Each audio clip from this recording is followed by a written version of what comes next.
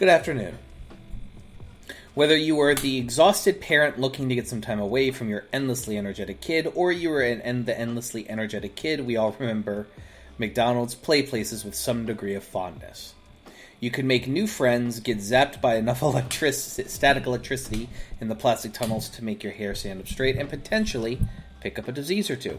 Fun times, right?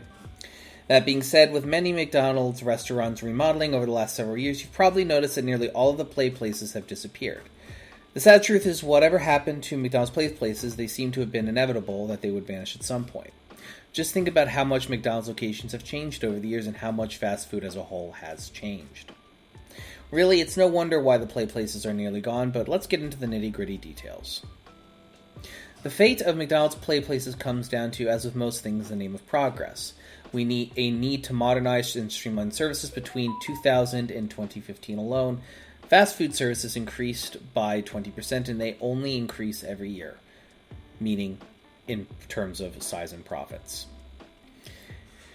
In order to keep up, chains like McDonald's cut back in areas like play places and seating, and instead expand mobile ordering, increase the number of drive-through lanes available, and improve technology. With fewer people eating in restaurants, it doesn't matter much anymore whether a fast food chain has a dozen of tables or a place for kids to play. Everyone's always on the go, and with everyone in a rush, it does seem like children are the ones to have taken the brunt of this move to streamline living. Very true. At least in the fast food world. No, it's in the rest of the world. Most of the world is very hostile to children and children's existence in public. It does seem like children are the ones who have taken the brunt of this move to streamline living, at least for the fast food world. But maybe it's safer for kids that the play areas are declining due to some scary health details. While the thought of play places existing only in our collective memories may be depressing, it's our new reality. According to the New York Times, the trend towards using digital interfaces began in 2016 when McDonald's introduced screen ordering, and, well, everything snowballed from there. However, there were other issues too, according to Reader's Digest. The U.S. Consumer Product Safety Commission found numerous unreported injuries on the outside of Big Mac climbers. Once these gave way to indoor play areas, the concerns worsened as reports of dirty nappies and ball pits and other unseemly substances came flooding in. Let's be real, nobody ever cleaned these goddamn play areas. My sister had her birthday there once when I was like 8 or 9 years old, and it was the place was disgusting. Like, it was not great. In fact, Food Service News reports that in 2011, a professor at Arizona State University tested a number of indoor play areas after noticing rotting food in the corner of one her child was playing in. The result of the testing showed that many of these indoor areas are tested positive for dangerous bacteria. So with health concerns and the ever-pressing dives toward modernity, the McDonald's of the future, and all other fast food chains for that matter, will likely become increasingly streamlined to satisfy demand for better and for worse.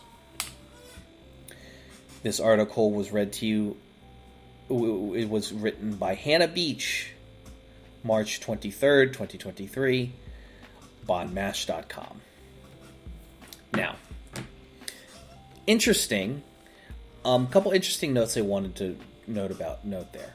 Yes, while I have my fond memories of my own childhood in the McDonald's playpen, even I have to admit that in hindsight, it was disgusting. There were, I walked out of. I remember my mother being revolted at the fact that I came down a slide after me not coming out for 20 minutes because I was having fun, and me finally coming out down the slide.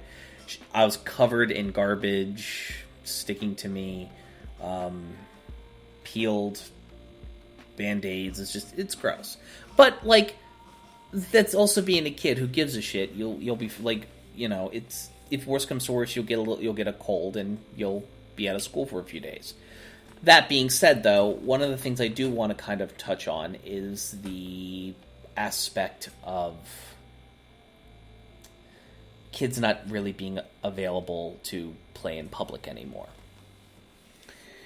And this you kind of see this, like, it started in the 90s, and it sort of has come to a head to where people love to complain that kids spend all of their time on their phones, on their parents' phones, on iPads, whatever, or playing video games, but nobody ever stops to think why.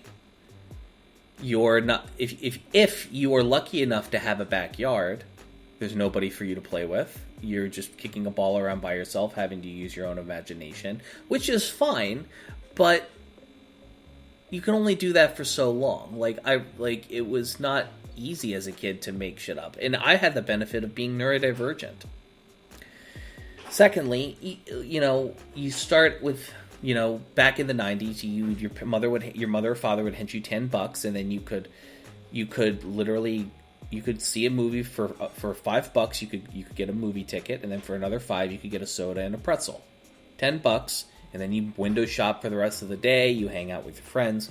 Over time, older people, adults at that time, said, "I don't like these kids running around." And it just, over time, they just made it so places like malls, you had to be accompanied by, in certain stores, for most stores you had to go into, you had to be accompanied by an adult. They would, security would harass kids if they're wandering around aimlessly. They start heavily enforcing loitering inside malls, and you end up having no spaces for kids to hang out on.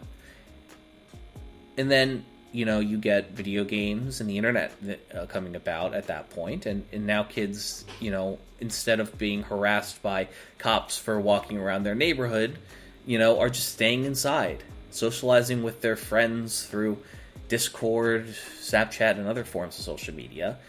And what is even more egregious, I would feel, and I'm guilty of this too, is that spaces that are traditionally for kids and for the youngest generation, like TikTok, have been completely taken over by people who are older than them.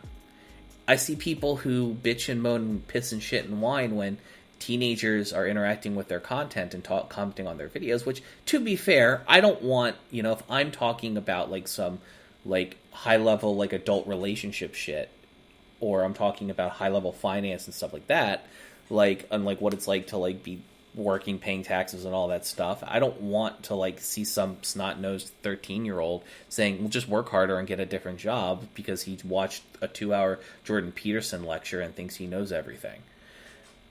I get that urge to say, fuck you, you snot-nosed brat, but we have to remember, TikTok originated as a space for kids that we came into. And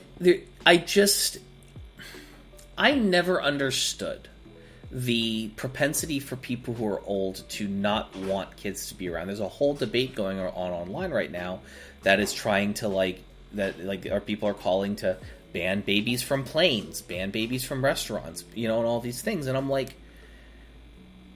is it any wonder that the birth rate is in the goddamn toilet?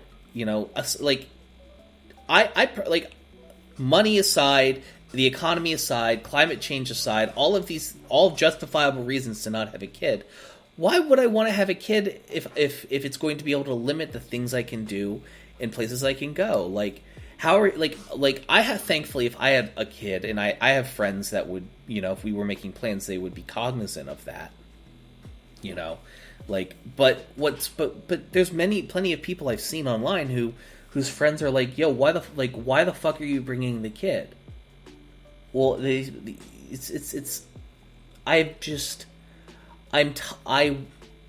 I remember existing in an environment that was environments that were hostile to kids as a child.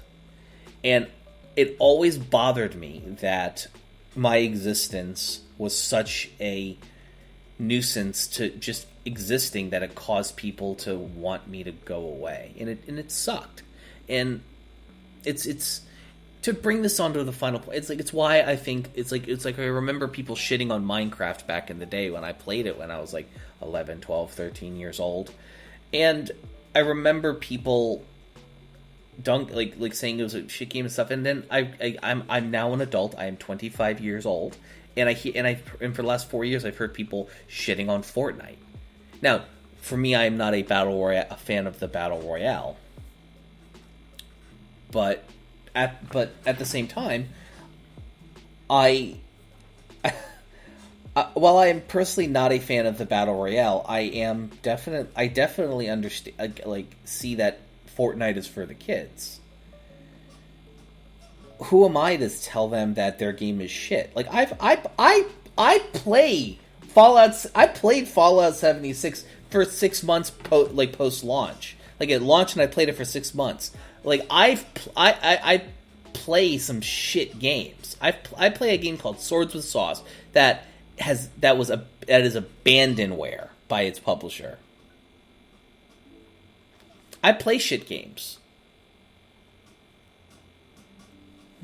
Who am I to tell the next generation that a game that is so culturally important to them is shit? Because they did the same thing with me with Minecraft. And they did the same thing to you. If you being older, they probably did the same to you when you were, geeking about, I don't know, Led Zeppelin or Nirvana, or just insert anybody here. Like, they held in the 90s, they had a whole satanic panic about rock music. Old people suck. We suck on some level. I think we should just let kids exist and not and stop creating a world where we don't have places for them to be. Now, granted, the playpen areas in McDonald's were, I think, more for the purpose of, getting screaming kids to yell at their parents to come into the restaurant as kind of like a way to coerce, make that be a thing. I don't know. Feels bad, man.